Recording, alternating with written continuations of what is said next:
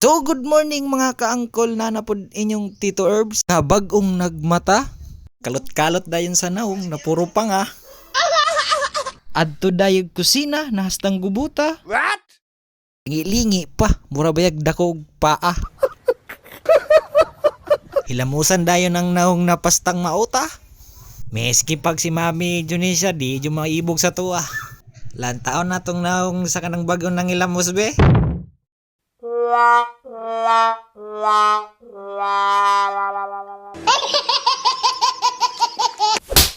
So sa akong paggawas mga kol na ko'y nakit-an nga tao na akong pinaka-idol. Atuan ni siyang gitawag para mulanta sa tong kamera pero focus sa siyang goal. Para dili sa maisturbo sa iyang dula kol ako siyang giduol. Para mahibalan po ninyo nga siya akong pinaka-idol. Dong, tagasa ka dong. General Santos.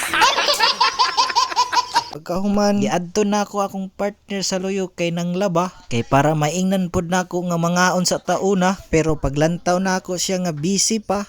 Wala na lang nako siya ingna. Kay basig matarog pa na ako na yang utok nga hastang kuluta. Maunang niduol na lang ko kay para makita na ako iyang gipanglaba. Maunang dili na lang nato tarugon kay pasta diyang daghana. So cool, mawasan niya akong i-share sa inyo karong adlaw.